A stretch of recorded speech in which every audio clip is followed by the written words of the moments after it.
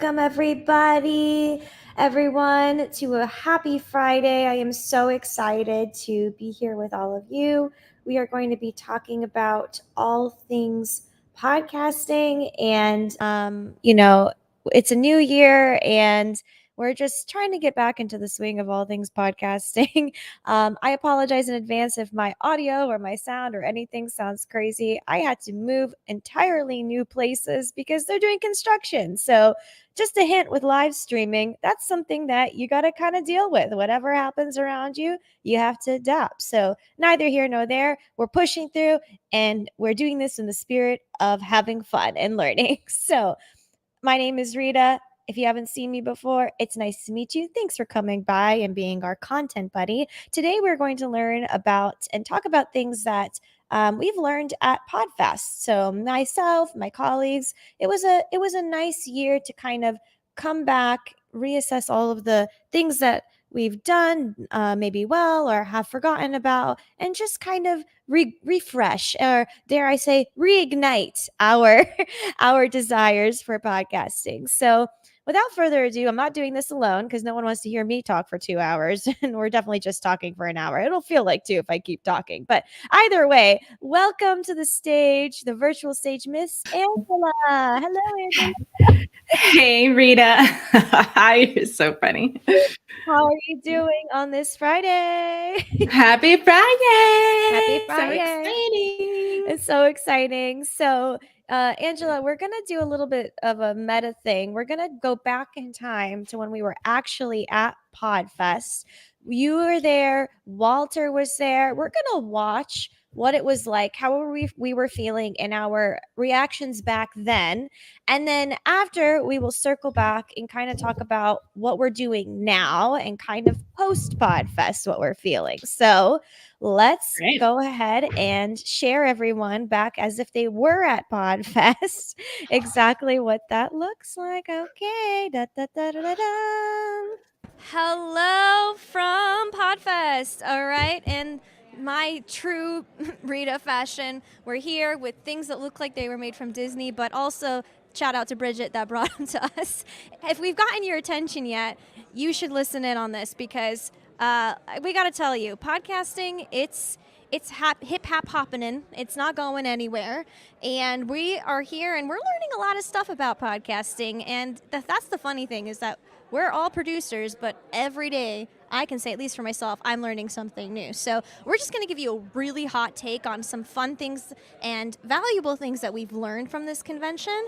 And I'll start with you, Walt. What's one thing that you've learned so far that you think is really valuable and might be helpful for somebody who's doing work on their podcast in the next coming year? That's I learned a lot about YouTube. So I've been experimenting with YouTube's new podcast RSS feed ingestion thing, and I've been telling people, "Oh, it's the future. Do it, do it, do it." But I heard someone speaking today who's a YouTube expert for real, like knows the CEO and all the people who build the builds of the stuff. And he was like, "Yeah, that's a cool feature, but just upload it natively and add some waveform to it because that's a better user experience for someone listening." So it's just like sometimes there's like little things that people know a little bit more about. He also talked about the AI dubbing and how it's coming to YouTube. So I'm like, oh, the script, watch out. Everyone get ready. It's happening. So. Yeah, I feel you on that. There's a lot of AI innovations that are continuing to happen, and YouTube being a part of the podcast strategy seems like it's not going to be so much of a separate thing anymore. It might over time be incorporated into the many ways to promote and distribute your podcast. And I agree with you on the AI dubbing of the voice language being really interesting and kind of like, whoa, what's that? Because I never, being in the US, I don't really think about the global international audience potential. Like, who are we reaching in other countries that may not use the same platforms that we do? So, yeah, I'm interested to learn more about that as we continue being here. So, Angela, I'm going to pass the baton to you. Ooh, question baton. What have you learned so far that's important for people as they're stepping into 2024 with their podcast? I think one of my favorite quotes that I've heard so far is that AI can be looked at like a calculator. Everyone freaked out when the calculator was created, and everyone's freaking out now that AI is here. And that was said by Gautam from Hubhopper. And I just love that analogy because it's nothing to be afraid of. I mean, maybe, but It could. We don't know yet, but maybe. yeah, we'll see how it goes for 5 years. But for now, I think it's a great tool. It's a great assistant. And the more we frame our mindsets that way, I think the more helpful it'll be. Yeah, when it comes to AI, I agree with his analogy that, we can be afraid of the technology, but we can also embrace it for good. And I find that it's an awesome opportunity as a tool for those who may not have ever been able to edit or produce a podcast in the past. It becomes more accessible for those who are trying to get into podcasting. Things like using Descript, like that has AI in it, and we're kind of almost used to it now. We kind of forget that Descript has AI, right? Things like, even uploading the podcast and having it being syndicated where it needed to be. It was interesting in that talk, was it Todd, I believe? He said Tom, I'm sorry, I need to fix that. But he said that he used to have to manually do stuff to his actual RSS feed and then worry about bandwidth. Like, bro, no. Yeah. So listen, I can barely log in to my iTunes account. I can't be doing all of that. So I do agree. I love that. A takeaway for me that I think everyone should really be leaning into, and it's something that I I fought with hand and tooth. I don't think that's how you say that, but whatever. Nail and tooth, whatever. Is video isn't going anywhere. We're going to have to get comfortable with video podcasting. Audio only podcasts have a place, but to really grow and take it to the next level, embracing video needs to be a focus. Well, one of my other favorite points from Todd Cochran, CEO of Blueberry, I asked the question of how do we protect our voices with all of this deep fake stuff coming out, and he said, video really helps you be authentic and have that double layer of protection because people will know that it's you. So again, we'll see what the next 5 years hold. Yeah, I think we're going to see a lot more podcast streamers. I think that might be a thing. I'm interested to maybe do a little bit more with that. We'll see what happens, but I'm not going to try and make any grandiose claims. Because this is a good reminder that live streaming just makes all this podcast stuff very easy. Because the hours how long does it take you to edit a podcast? You give an average, everyone's different, 3-4 hours. Where live streaming, you don't have to do any editing for it. It's already done. And all you do from there is clip it for content, and there's even AI tools to do that. So I think that live stream portion is definitely going to see a lot more of it. I think it's going to help people who aren't super producers or can't afford super producers get some stuff that's super produced just for the cost of a live stream subscription. I think one thing that's not going away for 2024 is how important your audience is and your content and your messaging being the forefront of your podcast. I think we can look at a lot of these tools and gadgets and, strategies and hacks and, kind of get a little too far away from the audience and what it is that we are trying to say in our content. Would you guys agree with that? Absolutely. Yeah. What about you, Walt? See.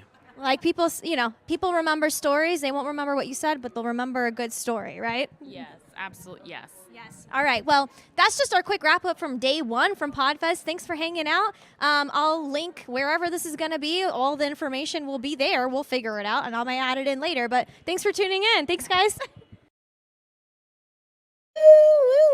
Woo, look at that, Angela. How does it feel to go back in time? What are your initial reactions from watching that?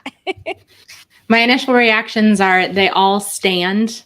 What we were saying makes a lot of sense, and they were some really good tidbits from the first day, and then even more from the second and third day. So excited to dive in. Yeah, let's dive into after that first day, something that you maybe the second and third day really felt that was valuable, that you felt that you learned something that you are just wow, you're implementing it now and it's helping you. I think for me, the speakers were so good at giving the actual websites that they're using or the tools that they're using. And a lot of people ask those sorts of questions, which is great and why we go to these conferences, right? So definitely started using Google Trends, which is a website where you can look up trending topics. You can use like Google search or YouTube search to see also what's relevant. You type in the topic you're thinking about talking about, and you get to see if it's relevant and see if people are actually talking about it. So I think that has been very valuable for me, Google Trends. Yes, that's something I agree of, doing a little bit more pre-work for your podcast. Like I think, definitely the topics that you have in mind as a host or just in general for your show are probably more so on point and definitely align with, hopefully your ideal client or your ideal listener.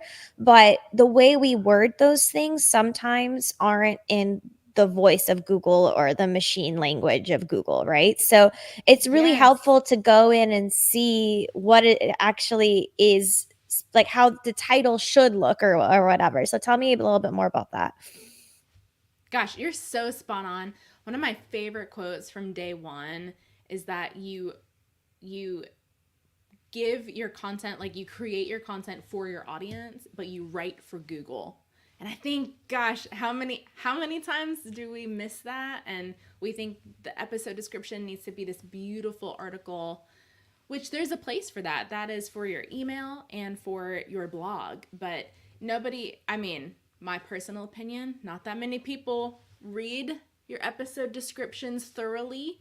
They're going to skim that, and they're going to look at the timestamps that you give or the bullet points that you give, because you as a host or the creator will say, this is what's most important from this episode. So all that to say, you write for Google, and that's so important so that people can find you. And that's why we're saying it's important to do that pre-work and find those trending topics to talk about. Right. That's so another great point I want to definitely double down and highlight is something I wanted to get out of PodFest was understanding where are we at with show notes? Like how much work do we need to be doing on them? How much time, energy, and resources, do we need to be putting in the creation of those show notes? And I honestly feel like it came down to what you said, which is first of all depends on where your show notes are going. So if your show notes are auto posting to your blog, you probably should have a mix of both. You should have a mix of the Google speak for SEO.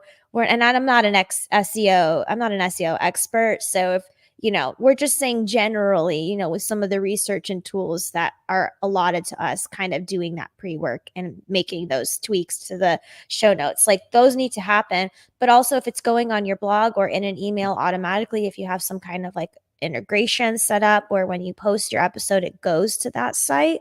Yeah, definitely write for a human, but also don't overdo it to the point where it's like, what a Medium blog post would look like, or a long traditional article. Like that's not how those pieces of content are supposed to work. If you want a blog, it needs to actually be an addendum, or an article can be further content. It can be part of the repurposing that you do. It should be another piece of content to maybe hopefully retarget and take you back to the episode. Because if podcasting is your pillar piece of your content, the thing that you want people to know you by, all those other things should fall in place to help further promote that main piece. So don't make the main the main entree feel like it's a 6-course meal. Like give it its space, and then bring in dessert as the blog, or maybe an appetizer is a little post beforehand. Like just really thinking about it in that way has helped me to better explain and better imagine what the placement and the purpose of the show notes really are. Great. Absolutely. So let's talk about that was a win, right? Like show notes, like do great on them. Throw some SEO, Google speak in there, but don't work too hard. Focus on the content being good itself too. But let's talk about on your end, what actually surprised you from what you learned at PodFest that you were like, I actually never thought about that, or I wasn't expecting that. I was not expecting brand safety being a a topic, and I loved it. It was so good. That was in the session of podcasting for business leaders, and they're talking about their networks, right, of podcasters that they have. And so when you partner as a podcaster with brands, they want to, first off, they enjoy personalities, the host's personality. They enjoy the feel of the podcasts. And sometimes why brands sponsor podcasts is because they themselves cannot have that vibe because it's not their brand for their business. But they want to sponsor podcasts because they want to have that sort of vibe adjacent to them. And so having a sponsor also means being brand safe, and how do you portray that, and how do you make sure you're hitting your sponsors marks, basically. So the big suggestion is to have a brand safety pitch in, or report in, your pitch deck, and that was really helpful. I had never really thought through that. What do you think about that, Rita? I love that. I never really considered that being something communicated up front. Like, if you were to want to work with us, for example, here are some things that we would require, or here is what our culture is, or here what our values are, and here's what we would request if we were to do this partnership. Like those things are very much something that I do for my business, right? For the agency, but that's something that I really want to emphasize to the hosts and just agree with you on is, if your podcast if you want to take your podcast to that level and monetize it through sponsorships, it's becoming a business and you need to treat it that way. And you have to really see if those sponsorships, those partnerships, just like any business partnership would be, are in your best interest, because it could be exciting to get an offer in after you've worked countless hours and spent so much time on your podcast. To get an offer in from a sponsor could be like, wow, finally I'm making it. But is it? Like, really take a second to assess, like, what are we giving up by giving into this sponsorship? And I'm not trying to say it's, we're selling out. I'm not saying that when you get a sponsorship, that's what happens. But if you don't take the time to look at the brand and do some of that due diligence, you could be, without even knowing it, without that intent, without like being aware that you're doing that. Because a sponsorship, there are a lot of requirements. There are deadlines that you need to hit. There's extra work that you have to do. It can at times feel like you are working for that brand for a while, but if you do some due diligence and you are setting up some expectations and there is, kind of that communication up front, it'll feel less like you're working for that brand and more like you're working with that brand. And I think, going into 2024, you need to be, if you're doing your podcast and you're looking at sponsorships, you need to be more diligent than ever and looking over all of the terms, and then also the length of the term of your contract as well. Because if you commit right up front to like a year, for example, you could risk the chance of it, within the first couple of months not being a fit. So in my opinion, with some of my experience with sponsorships, is I would really recommend just trying 1 month with anybody. Trying 1 month, it might be a lower pay tier, it might be a lower agreement, but including that brand safety that, those presenters at PodFest said in their pitch deck. And then in addition to that, saying, let's try this out for a month. Let's lower the expectation. Let's lower the bar. And then after that, if all of that is met, let's move forward and take it to the next level and graduate. So that's kind of my 2 cents on it. And I think and have everything in writing. Please have everything in writing when you're doing your sponsorships. Yeah, I think that's a great note. The brands want to make sure that they can trust you, and you want to make sure that you can trust them, and that it's a mutual relationship, just like what you're saying. That's something Danielle Dessert hit on very well. She had a wonderful full slot. I'm the word is escaping me, but She really dove into it. secrets Yeah. of brand relationships, and that was incredible. Sponsorships equals partnerships, and they frankly want an ROI for investing in your podcast. So, but going back to the brand safety, that's, I mean, even listing out what can you talk about, what can you not talk about because of what the brand stands for. And like Rita's saying, that's something that you want to really think through for your show. Does that make sense? And sometimes it doesn't. So I love your idea of only doing that for about a month. That makes perfect sense to me.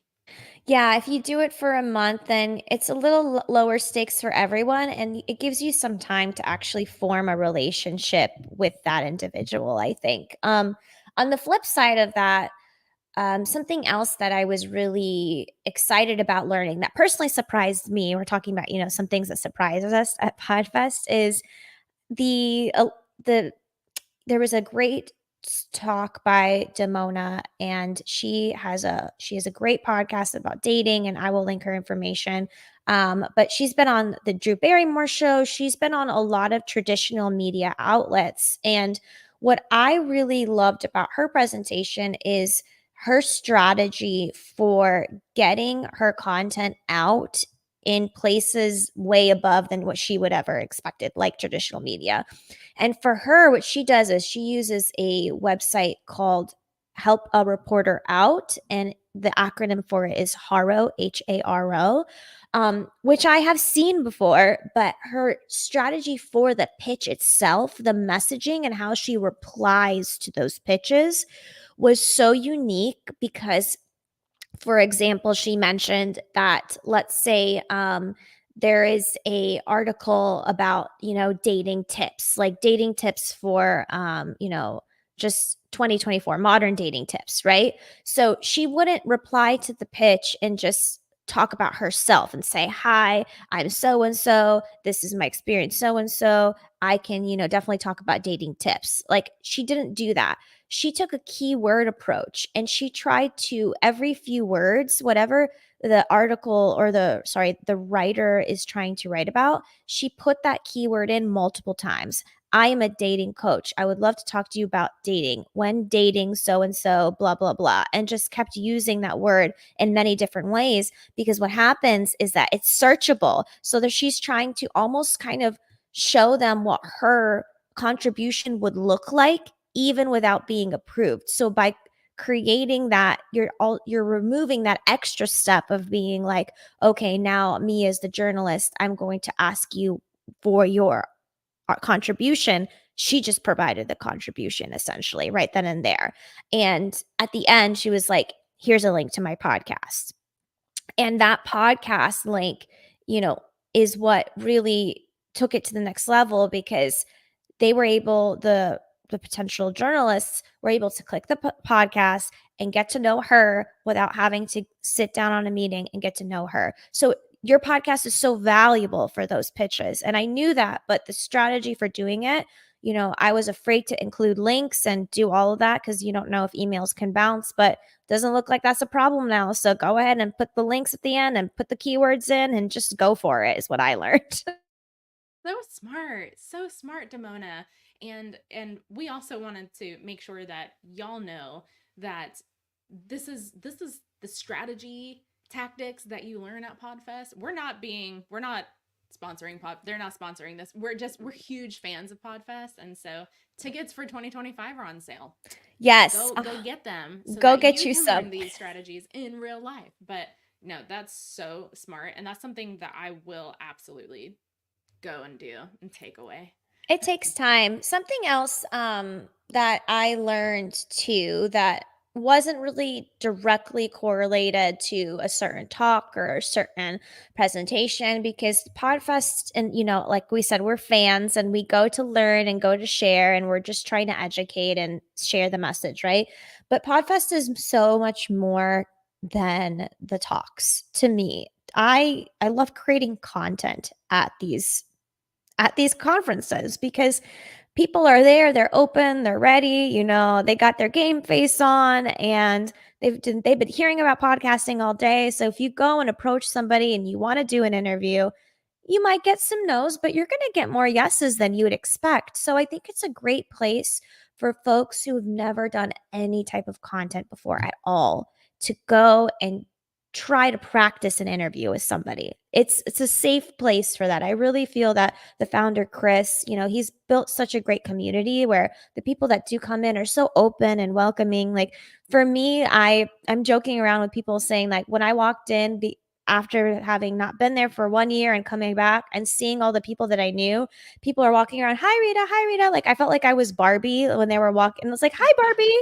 It was like podcast Barbie walking around, and it felt so loving and welcoming. I'm like looking around on all these faces that familiar and some not even familiar coming up to me. And that's what I'm trying to say is, I have my podcast, Bippity Boppity Business, and I've kind of put it away for a little bit just because I didn't feel that it was quote unquote good enough to be a business podcast. I felt that it was just a hobby, and I just had a lot of negative framing that I put around the show because it was so much fun and I loved it. It didn't feel like work. So for some reason, I didn't equate it to being valuable. And all I'm trying to say is it's not about me. There are so many people that came up to me at PodFest that were, some of them I've never even seen before, that were like, I'm a fan of your show. And I'm like, how? I haven't put out an episode in 3 months. And they said, I found one episode and now I'm binging all of them. And what I'm trying to get at is if you've created content and you've posted it, you've still made that content. Content is there for people to consume. Like, give yourself some grace and a pat on the back that you can always come back to it. And that's the beauty of podcasting, is that whatever you make, if you've had a pretty decent conversation with somebody and it's an interview-based podcast, it could be still fairly relevant, maybe a couple years later even. I mean, there's conversations I had 2 years ago that I've had somebody come up to me and say like, oh, I love that episode. I was like, what? I forgot about that episode. I thought that was irrelevant. But that's the beauty of podcasting, is whatever you make yesterday is still relevant now and tomorrow. And I would love to hear your 2 cents and how you feel about the form of content that podcasting is in that way. Absolutely. Rita, you hit on evergreen content. I mean, content that's relevant despite the date. Those interviews that you've had on Bippity Boppity Business, I mean, those, I'm a fan. I'm a huge fan of that. And those are so informative and so fun. And I think when people consume content, that's some of what they're looking for. But yes, as a creator, you want to create both content that serves you now as a creator, but also serves your audience always. And that's something that you can capitalize on. You can throw that on YouTube. So one of the things that is really popular, like you were saying earlier, is video podcasting. There's so much buzz around video podcasting, and there are pros and cons to video podcasting, primarily because podcasting is an audio first medium. You can't get away from it. People are trying to tell you that it's also video, but podcasting, you plug in your earphones. It's in your head. Video, this is interactive. I'm not saying this is bad. It's great. It's another platform to bring your podcast to. But video is interactive, and it should be, because you are seeing people's face. You're looking at their slides. You're looking at what's going on in the background, and that's great. But why am I saying this? Because when you put your podcast on YouTube is a search engine. People really use it to learn. They go and learn, and sure, they would like to be edutained, educated, and entertained. And if you can do both, great. But gosh, there were definite people who were saying it's really hard to be great at both. But if you can pull it off, that's amazing. I love what you said there. Oh, go ahead. Sorry, You're okay. Other thing I was going to say, my headphones are being weird. Tech realities. The other thing I was going to say, you really hit on, coming back to PodFest, content creation is lonely, is what Roberto Blake said. And what's interesting is that most people don't know how to create content, but they consume it every day. But it's so lonely. So when you get around like-minded people, it's so fun to be in that environment. Well, that's exactly why I wanted to create this live stream content buddy, because for me, I always joke around saying like, find a content buddy, it's lonely. And the reality is content takes a team, and you need to find at least one person that you can partner with within your means, paid or not paid, to find accountability for and find just some camaraderie in, because I consume so much content. I'm that person. I sit there, I watch YouTube videos for hours and I love it. But sometimes I watch them and I go, like, why can't I do that? Why am I stuck in the consuming phase, And for me, when I have someone to collaborate with, I finally open up and it becomes fun. It becomes creative. It becomes collaborative. The best pieces of work, even, let's talk about Disney for just a half a second because I have to, but I mean, those parks were built by hundreds of thousands of people. Exactly. Yes, yes. And they were built by teams that people put their heads together, and there's power in that. And the reason why many people pod fade or burn out or just stop creating content altogether is because it can feel lonely.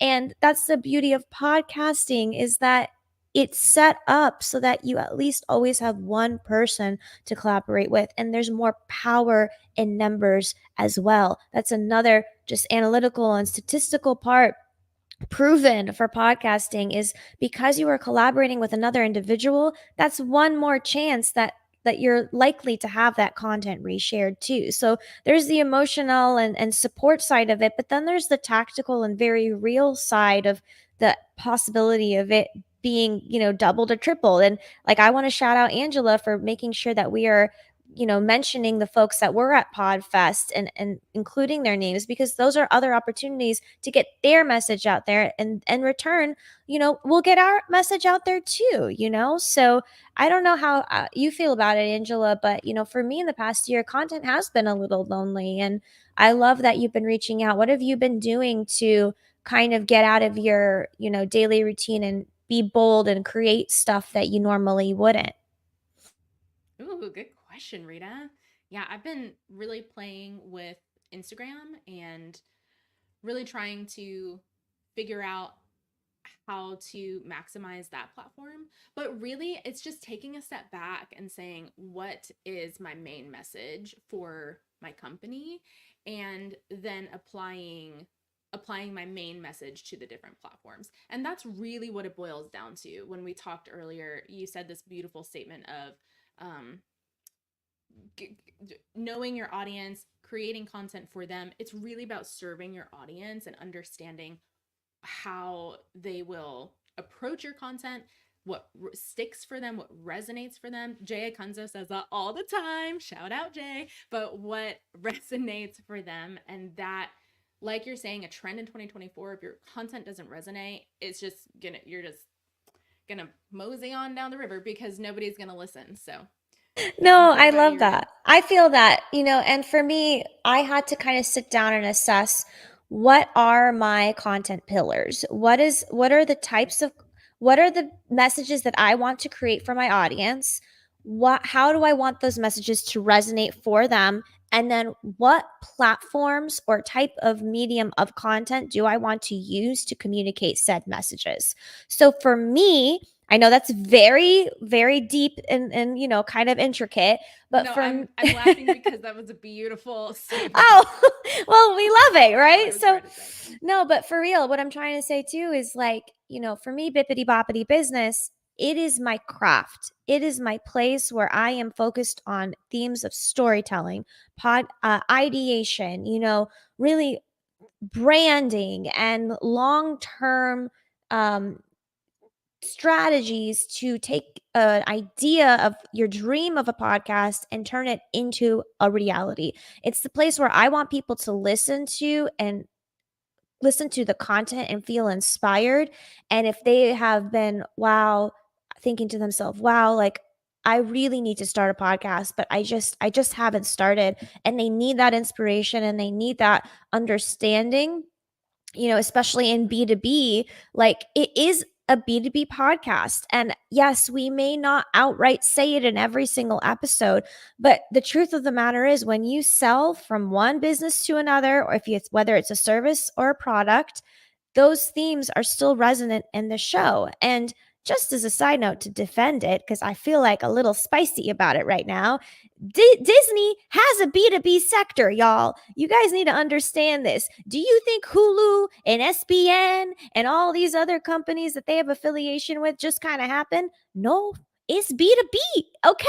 So if you want some edutainment in your content and you want to have fun and have accessible content to listen to for your B2B brand or business and learn something, that's what I'm trying to do with Bippity Boppity, is prove that we can create content that is educating, entertaining, and inspiring.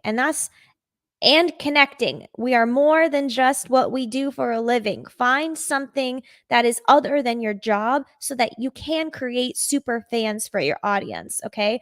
That's what I'm trying to prove there. Here, this is not a podcast. This is a live stream. This is a place for, hopefully, right now I got 0 viewers, right? But I'm hoping on our next live stream, one person will be here and they will ask questions. This is meant to be a collaborative content buddy little pod, okay? It's not a podcast. It's just a little, let's hang out and talk to each other.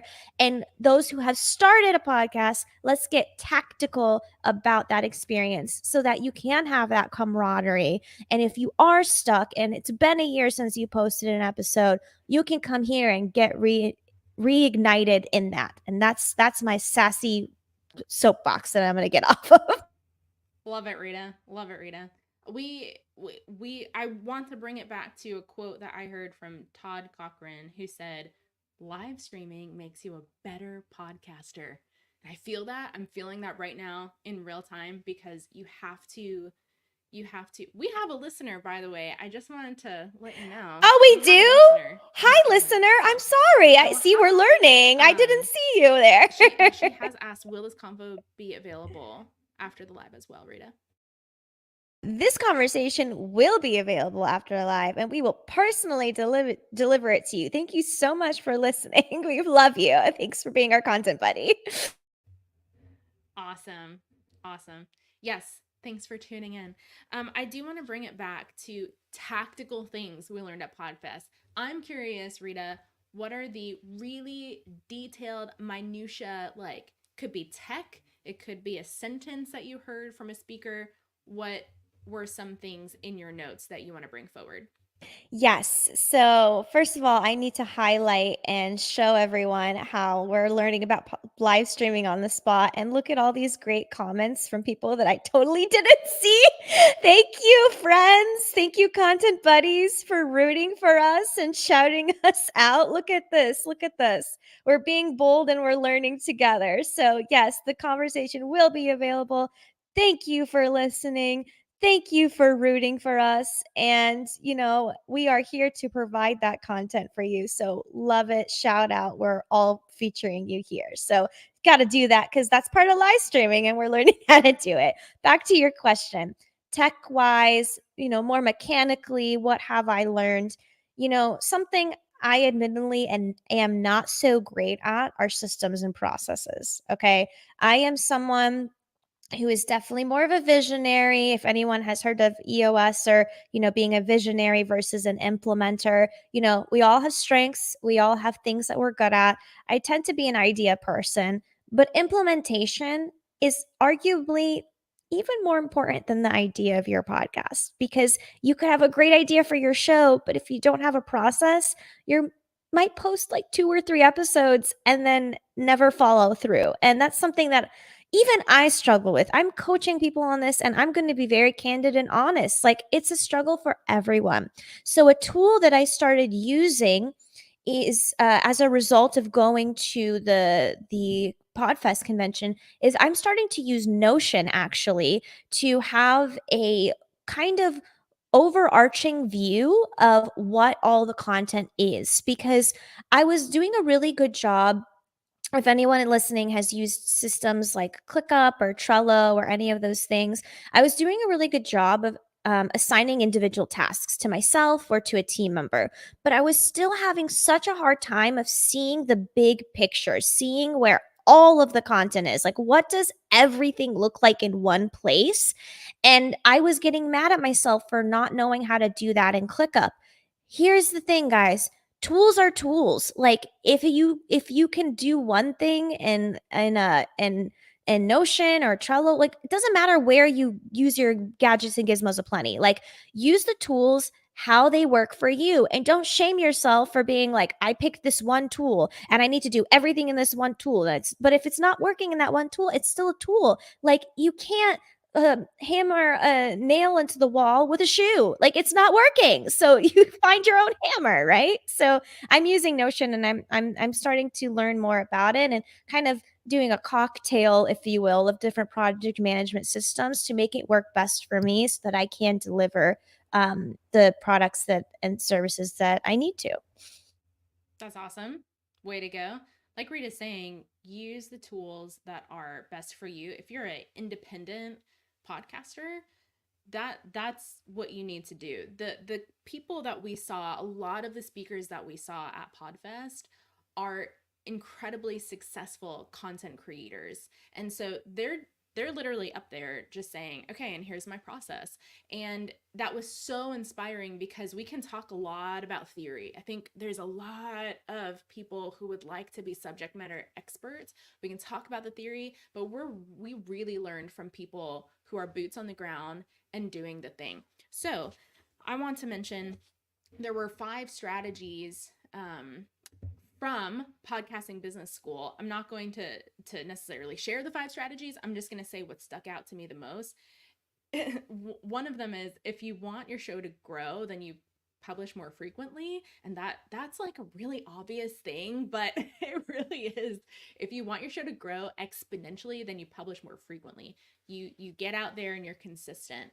And then as a subject matter expert, you publish solo episodes. I think solo episodes are so underrated. So many people are scared to do them, but take 5 minutes. That's what I'm starting to I'm going to connect the dots right now. Making things simple, taking the tech that makes things simple for you. That's, as an independent podcaster, that's what you want to do.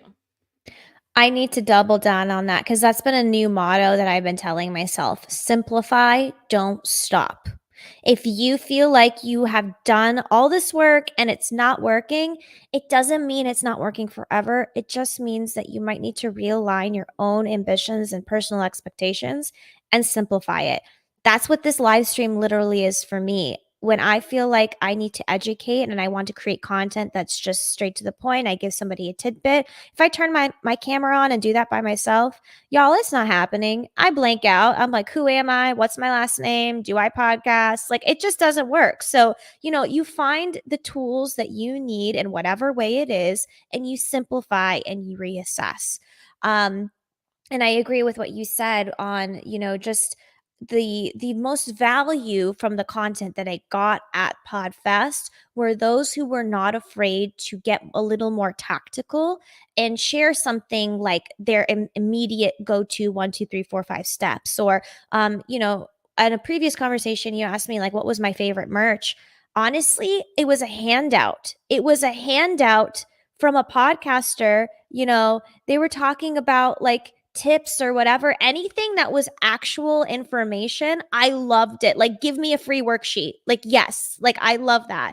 Like, oh, I love that. It's like things that you can actually use in your podcast. Like, yes, like a sign. I love that. That's cute. Actually, this is that's so fun. Great. Like, why didn't we think of this? I didn't think of that, yes, honestly. Of course, there's some brand on the back, but like, this is so yes, appeal. You've got to unmute. You need. I love that. Actually, that's so cute. I didn't even see that when we were there. And that's the other thing about PodFest.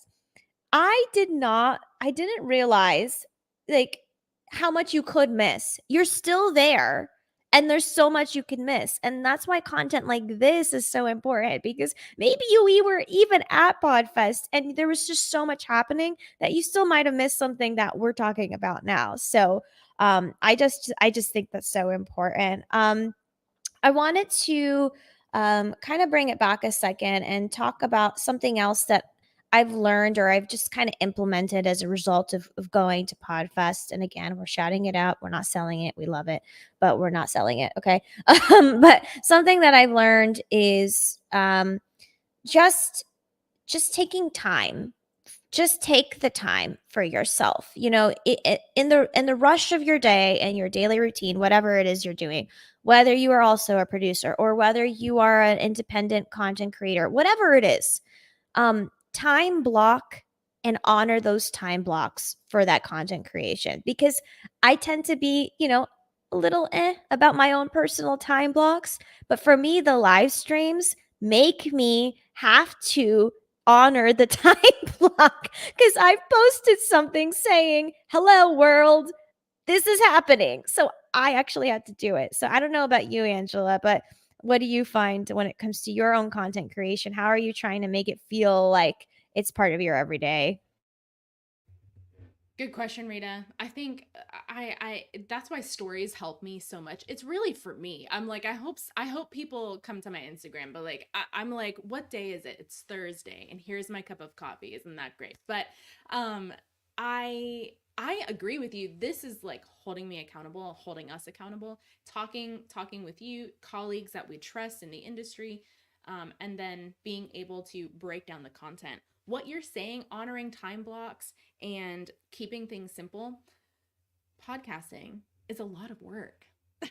Can we just say that? Like, Yes, it's a lot of work. friends, it's so much work. That's what amazed me about these folks who presented, who are giving us the handbook. There is no one saying there is an easy pill, just swallow this and like then you'll be Joe Rogan. No one's saying that. They're saying this is a lot of work. It's a long play, but if you can make things simpler by using AI, oh, I said it, AI, the tools that are going to make the process easier, that's when you'll start to see a lot more traction and being consistent. So I feel like I've opened a can of worms with the AI talk. Rita, how do you feel about that? AI is part of my strategy. I'm not going to lie. We're not going to hide it. I mean, it's so important. Once you've created a clip, I mean, talk about having to figure out what to post in the YouTube description for that clip or the title for the clip. I mean, you can use ChatGPT for that. But also for some of the shows, I use a clip generator called Opus AI. And it's not perfect. And I don't only use that. I really try to, like Angela was saying earlier, it's everything is a tool. You know, we learned that from the talk at PodFest. Like we mentioned it in the video earlier, but it's like a calculator. So what I do is I use a combination of Canva, ChatGPT, and Opus to create the clip. So I will have either a writer or another, Cast Magic is another tool that's often used. Either a writer or Cast Magic will kind of help me go through the episode after I've listened to it and recommend clips.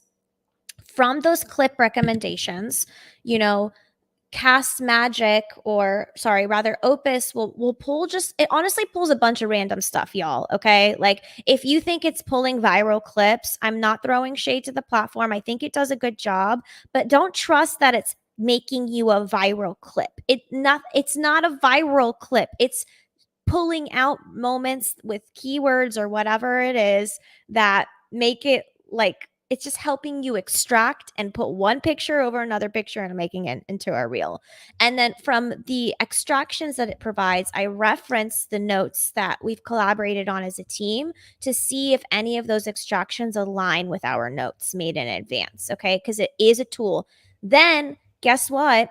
We have to still edit the clip because there are things in the tool of Opus that aren't perfect. Sometimes words aren't wrong. We have to go ahead and actually remove the captions from it and edit it in a traditional way. Or, maybe we have to add an overlay or we have to add an outro clip at the end.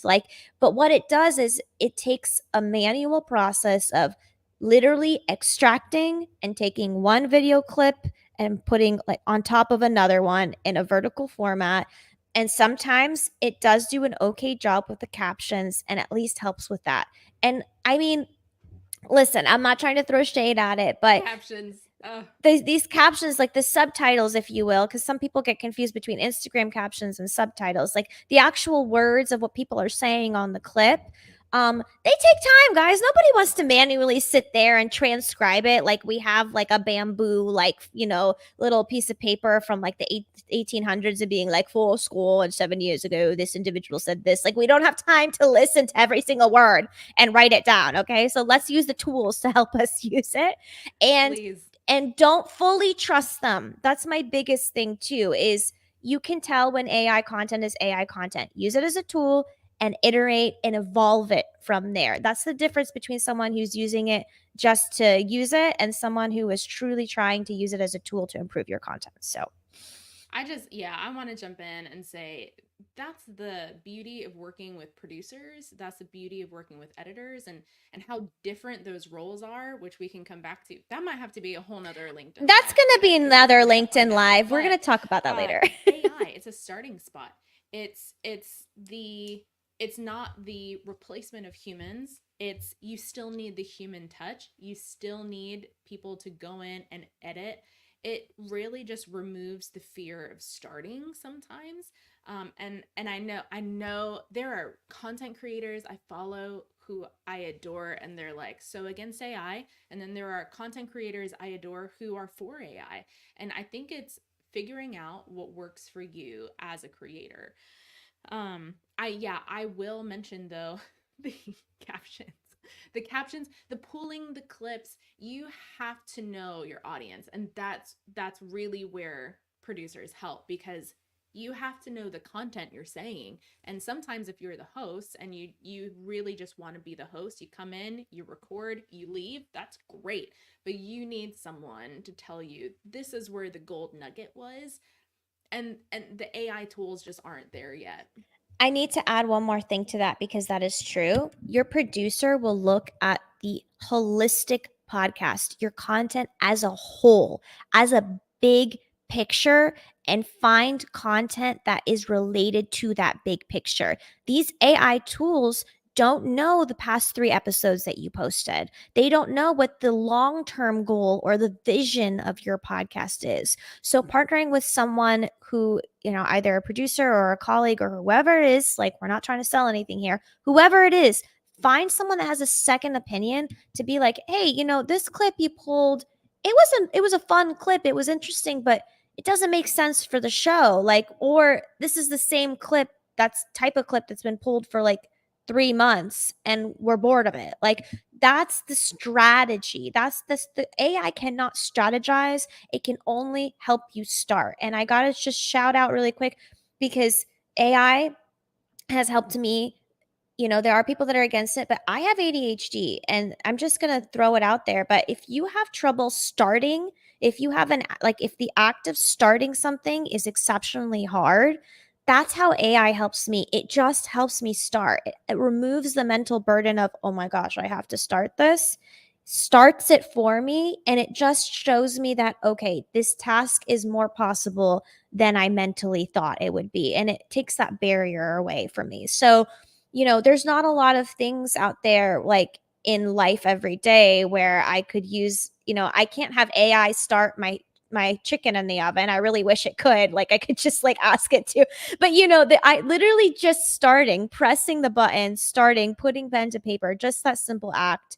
It's helped me a lot. So, I'm going to take a pause. If we still have some folks listening, please ask if anyone has a question. If you're listening and you'd like to ask, please go ahead. Any questions at all related to podcasting or getting started, or your content strategy, or something that we said that sounds like it's not in English, like it just sounds like foreign to you, you didn't understand what we were talking about and you need clarification, whether you're listening now or listening later, please let us know. Send us a message.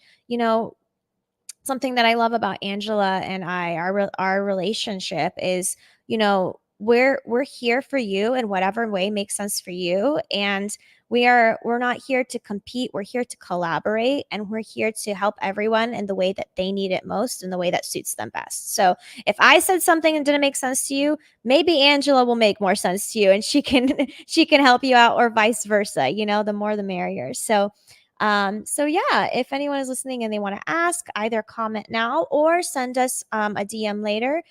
Your pick, whoever you want to. We don't need to know. Just pick Angela or me, and we'll help you from there, and we'll go from there. No stress at all with that. So, other than that, I think we're gonna wrap up here. We've been talking for just a little bit. Angela, I want to give you the stage to kind of shout yourself out. Oh, we got a question. I'm so sorry. I was interested in what you said about AI not helping with strategy. Do you think a strong prompt could change this? Angela, go ahead. You answer. I love that question. Thanks for asking it. The best way I think through this is that AI can be an assistant. So, like ChatGPT, absolutely, you can use a strong prompt. You can ask for a strategy, but at the end of the day, it's not, it can't feel. And so, what resonates with your audience is also based off of feeling. And that's where emotional intelligence comes in. So, I don't think, hopefully not. Hopefully, we're not going to have a Terminator situation, but like robots are never going to feel. So it can definitely help you pick out some real rock solid gold nuggets. But from there, even still, from there, you're going to have to pick based off of feeling. Here's my example, and because I agree with Angela on this. Um, if you use ChatGPT and ask it to help you with podcast repurposing strategy, for example, right? You say, "Hey, I'm a podcaster in business who has a podcast about XYZ, and I need 4 clips or 4 repurposing strategy ideas from this piece of content. Here's the transcript. What do you think?" How accurate is it? How timely is it? Because it could recommend a generalized answer, not taking your audience or your strategy in mind. So, what I'm saying is, what if it recommends video podcasts, but your audience, for example, in logistics, primarily listens and drives trucks all day? So, it's telling you to do a video podcast, but your audience, your target is in a vehicle and they don't like to consume content in that way. You wouldn't know that, and it wouldn't know that because it is a thing. It doesn't know the little semantics and the personality traits of that audience. So it can. I want to make sure to say that it doesn't help at all. Okay, maybe it helps to start, but you ultimately have to have the know-how and the final say to assess, is this right? Take it with a grain of salt and talk to your audience. Remember, ask them at the end of the day. If you really don't know, it's okay to, post a piece of a content online that says, "Hey, I want to just reach out to my followers. Like, what do you guys prefer, X, Y, or Z?" And A/B test that strategy. So you, at the end of the day, have to do the testing and not blindly trust it. And use it as a starting point, but not as the God all knowing, like, this is the answer, and like not questioning it. So thank you so much for that question. Really appreciated that. All right, one more question. Love that. How do you spend time researching before you record your podcast? How much time do you spend? Um, it depends on the podcast for me personally. Um, for this live stream, not that much, just because it's just stuff that we do every day, maybe a couple hours. But for Bippity Boppity Business, I would spend at least maybe 3 or 4 hours researching my guest before I record the podcast. And what I do, just very quickly, and this is a great follow-up live stream, so make sure to come for that. And we'll definitely talk about this. I love the pre and post conversation of a podcast. But what I do is I look at their bio. If they have a book, I'm looking at the cliff notes of their book. And I'm really trying to prepare an outline of all of that information. So Angela, how much time, just straight to the point, how much time do you spend researching before you record or you tell your clients to? I agree. I'd say around that 3 to 5 hour mark.